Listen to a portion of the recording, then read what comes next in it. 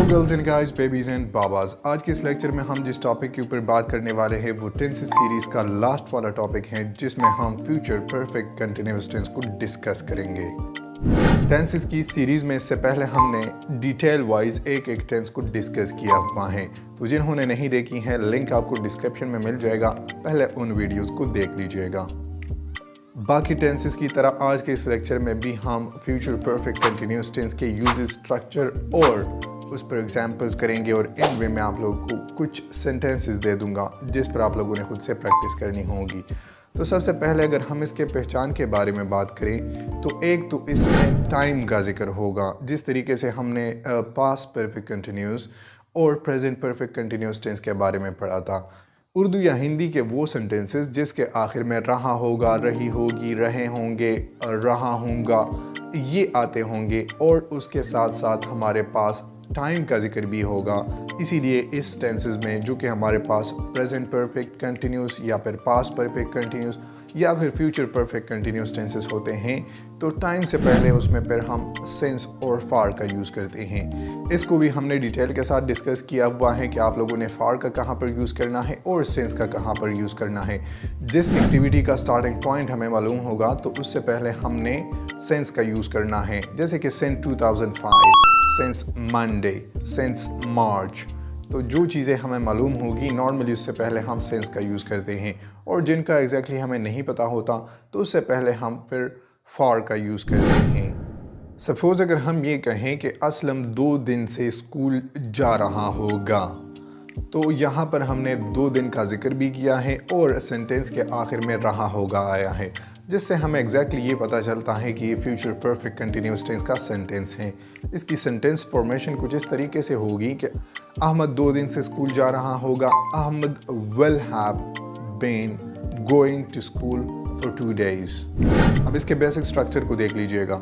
जिस तरीके से हमारे पास अफर्मेटिव सेंटेंसेस में बाकी सेंटेंसेस की तरह इसमें भी बिल्कुल एज इट इज़ है। सबसे पहले आप लोगों के पास सब्जेक्ट के बाद विल हैव या फिर शैल हैव बीन, फिर उसके बाद वर्ब के फर्स्ट फॉर्म के साथ हम आईएनजी, चूँकि कंटिन्यूअस टेंस है आईएनजी यूज़ करते हैं। फिर उसके बाद हमारे पास ऑब्जेक्ट होगा, ऑब्जेक्ट के बाद सिंस एंड फॉर, और फिर हम टाइम को लगाते हैं।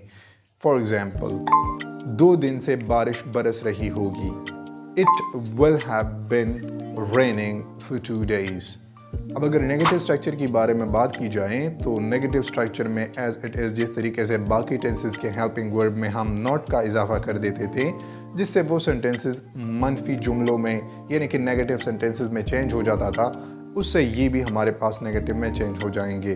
फॉर एग्जाम्पल, 2 दिन से बारिश नहीं बरस रही होगी। It will not have been raining for 2 days। अब अगर इंट्रोगेटिव स्ट्रक्चर के बारे में बात करें तो इंट्रोगेटिव तो एज इट इज़ इंतहाई आसान है। सिंपली आप लोगों ने हेल्पिंग वर्ब को क्या करना है, उसको स्टार्ट में लिख देना है, फिर उसके बाद सब्जेक्ट, फिर उसके बाद हमारे पास हेल्पिंग वर्ब का सेकंड पार्ट, फिर उसके बाद base form of the verb के साथ आईएनजी, फिर उसके बाद ऑब्जेक्ट, और ऑब्जेक्ट के बाद हम सिंस एंड फॉर, और फिर उसके बाद हमारे पास टाइम होगा। फॉर एग्जाम्पल, क्या 2 दिन से बारिश बरस रही होगी। Will it have been raining for 2 days?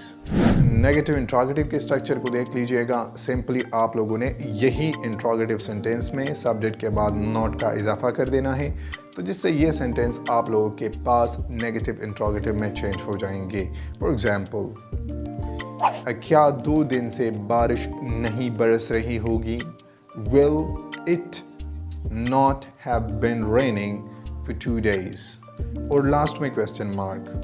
Hopefully आप लोगों को यहाँ तक ये टॉपिक कम्प्लीटली समझ में आ चुका होगा। अगर अब भी आप लोगों को इस टॉपिक से रिलेटेड कोई भी कन्फ्यूजन है तो आप लोग कमेंट सेक्शन में मुझसे पूछ सकते हैं। बेसिक ग्रामर, एडवांस ग्रामर और अपनी स्पीकिंग स्किल, राइटिंग स्किल, इसको इम्प्रूव करने के लिए हमारे YouTube channel how to learn English को विजिट करके सब्सक्राइब कीजिएगा। आप हमें फेसबुक पे देख रहे हैं तो फॉलो के ऑप्शन पे क्लिक करके हमारे पेज को फॉलो कीजिएगा। Thanks for watching and bye for now.